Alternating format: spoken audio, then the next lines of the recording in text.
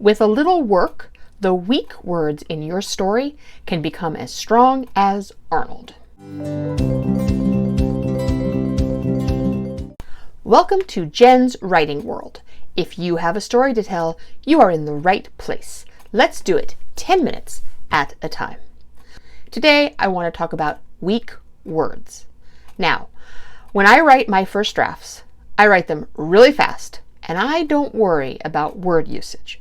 And that means that a lot of ups and varies and starts sneak into my story, and that's fine. But when I go to edit, I want to make sure I find all of these words that are dragging down my story and either replace, get rid of, or if they're meant to be there, at least consciously know they should be there and not let them unconsciously stick around. How do I make sure that I don't miss any of these weak words? Well, I have a list, and I will post it in the notes down below so that you can have the same list.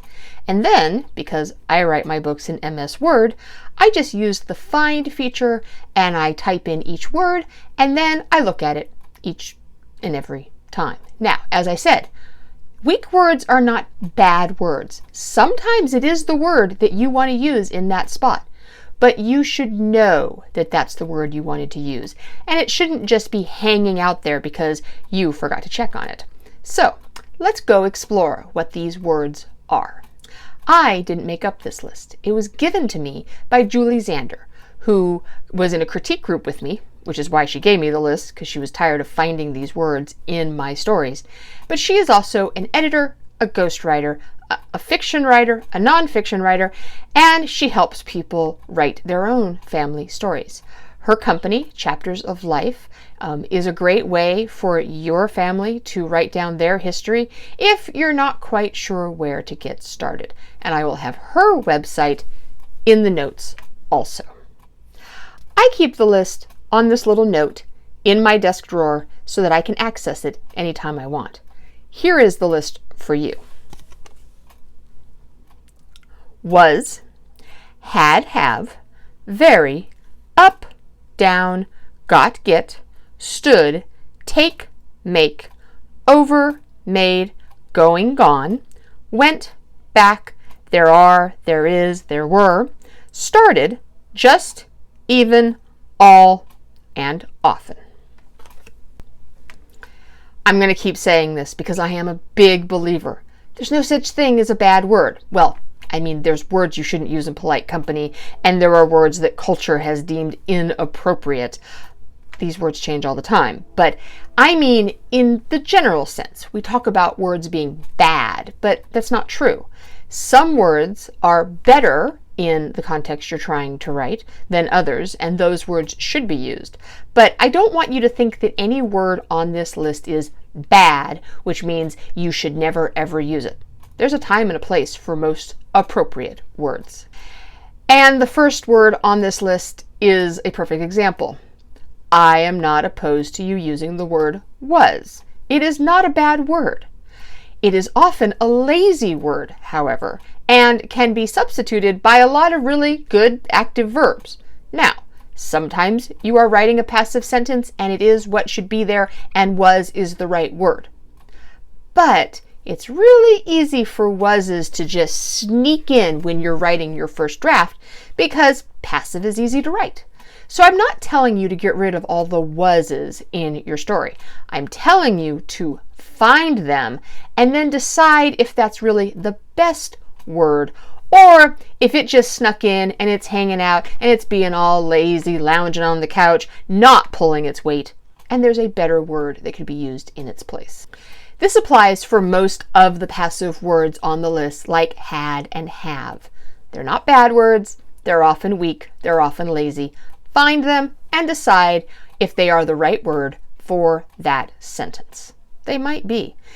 And as an example, I might have 20 wases and wers in my critique. Critiques are usually less than 2,000 words, and that's not horrible. But when I go through them, those 20 wases, well, they might end up only being 3 or 4 wases. That means that 3/4 of those wases were not the right word for that sentence. and it really does improve things. So it's worth hunting and finding them. All right, next we have up and down. Now, look, if your person is climbing up the stairs or coming down the stairs, you don't want to say they're coming the stairs because that makes no sense, and so up and down are appropriate. But if someone is standing, unless it is a military thing where people stand down, you probably don't need to say that they stood up. Okay, we know that stood means up. Also, if someone is going to sit, have a seat, and they sit, they don't have to sit down. The down is not necessary. We know that if you are sitting, it means you are lowering yourself into a chair. Now, interestingly enough, you can, if you're all slouched in the chair, you can sit up. Notice that up is necessary. But you don't have to say they sat down. You don't have to say they stood up. So up and down are words that, while they have their place, can often sneak in. And the reason it does so often is because when we speak verbally to each other, outside of dialogue written in a book, we often say things like sit down or, she stood up. And we just say it because when you're talking, the words are basically free. We don't care how many you use. If we did, we wouldn't use so much, just small talk, right? If words were valuable, there'd be no small talk. In dialogue in a book, however, the words are valuable. You only have so many, and nobody wants to read dialogue that is full of ums and ahs. And interestingly enough, you don't have to use words like up and down if they're repetitive, because the reader will imply what you meant. So it doesn't sound too formal, it just sounds unnecessary. Okay, so there is, there was, and there were. You don't need these words. They often start at the beginning of sentences, and we write them because we don't want to declare something. So we say, there was a cat sitting on the bench. Okay, but you can also say, a cat sat on the bench, and get rid of the that was, that is, that were. Notice that that makes it an active sentence. It cuts some words, which we're always looking to do, and they are completely unnecessary. Again, not always. Maybe that is exactly what you want to say. Great, but you should know. So look out. So I just type in there. I don't type in there is, there was, there were individually. I just type in there, and they all show up, and I figure out which ones need to be removed. And interestingly enough, it is most of them in this case. Other extra words that like to sneak in are just, very, even, all, and often. Again, these are not bad words. However, they are weak. Because if you're using the word very, oh, she was very nice. Okay, unless you're using it as sarcasm or something like that, which is hard to do when writing dialogue, probably there is an adverb that means very nice that gets rid of both very and nice, and it is the better word. So whenever you see words like very or all and things like that, look around and see if it is supporting another weak word that maybe both words can be replaced with the better word. This does take time, and I'm not going to deny it doesn't. For me, it's kind of almost the last thing that I do, because I don't want to go through in the second draft and get rid of all these words when, more than likely, when I go in and edit complete sentences and plot points and everything, I may be removing all of the words anyway, because I might not even keep those paragraphs or those sentences. So after I have done all of my editing and I think I'm just about ready, that's when I go find all these weak words. And hopefully by then there's not that many left. Although I am often surprised at how many was's or very's or justs. I love the word just, by the way. It is one that litters my writing. I get rid of most of them though. And I'm always fascinated by how many are still left. But certainly what I'm talking about today, the eradication of weak words, it is done more in the polishing stage. than in the earlier drafts where you're hacking away at the forest of your story and getting rid of a lot of the trees. Just remember that as we talk about this. We talked about was being not a bad word, but a word that might be a little lazy and used because it's easier to write was than to come up with the right verb. There are other verbs that are like this, and they are words that we use every day in dialogue, and these are some of them. Got, get, take, make, made, going, gone, went. Okay. Are any of these words bad? No. Yes, I'm harping on the point. There are no bad words. But many of these words are weak because they're not descriptive. Yes, you can say, Jake went to the store. Well, okay, but did Jake drive to the store? Did Jake ride his bike to the store? Did Jake skateboard to the store? All of these are better descriptive words than Jake went to the store. Because if you say Jake went to the store, I'm going to be wondering how Jake went to the store. So wouldn't it just be easier if you just told me Jake rode his skateboard to the store? Is it more words? Yes. But is it the right words? Probably. The same thing with made. We talk made all the time. She made a bank deposit. She made this. We made that. Made, though, is not often the right verb, So instead of saying he made a bank deposit, why don't you say that he deposited money in the bank?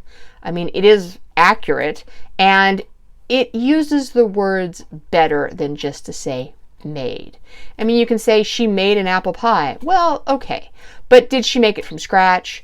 Did she use a pre-made pie pan? In which case, is she baking the pie? Baking could be a much better word than making in most cases. If someone is making a clay pot, well, are they actually throwing the clay pot? I mean, are they doing it on a wheel? There are verbs that mean what you are visualizing in your mind. And if you use the strong verbs, then the reader visualizes the same thing you do. And if you use weak words like take and make and get, then you leave the reader wondering what they should be visualizing. So you take out, just use the word take.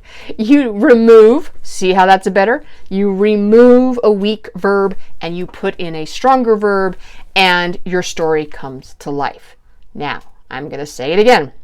Sometimes take, make, and get, maybe that really is the word you want to use, especially in dialogue where we might talk more casually.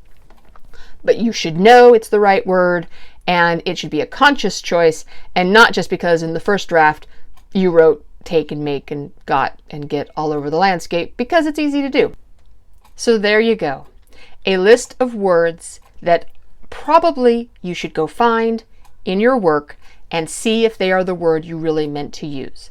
I call these words weak because often there is a stronger word that will improve your story. And that's the word that you should be using.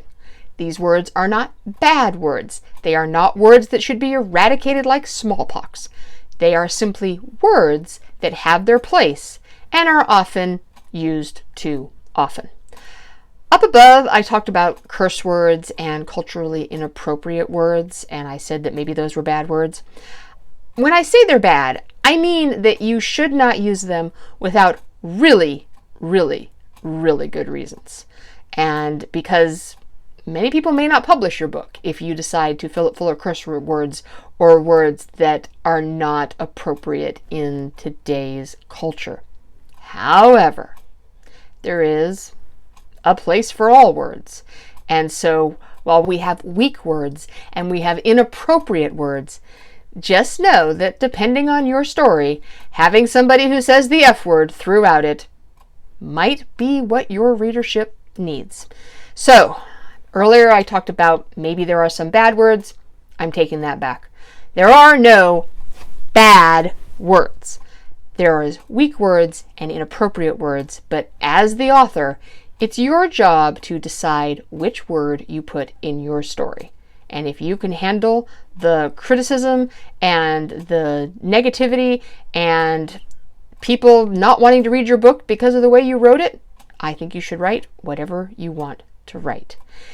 Just make sure that every word in your book is the word you wanted to have in your book. If you would like to join me for my Tuesday and Friday write-ins and for more talk about the art of writing on Sundays, go ahead and hit the subscribe button down below. A like is always appreciated, and I'd love it if you would tell your friends about my channel. Today's quote is by Paula Munier, who wrote Writing with Quiet Hands, a book I haven't read yet, but this is a very good quote. As you comb through your manuscript, every time you think, I'm not sure that works, you'll be tempted to second guess yourself and think, oh, it's fine. Think again. It's not fine. Fix it or lose it. It can be hard to comb through a manuscript sometimes, especially if you've been editing it a lot. So lists like the one I gave you today can be a lot of help because it brings in outside influences where you have to look at your story in a different way. And then you can think, oh, maybe that doesn't work. And then it'll be easy to fix. So long from Jenn's writing world until I see you again. Write.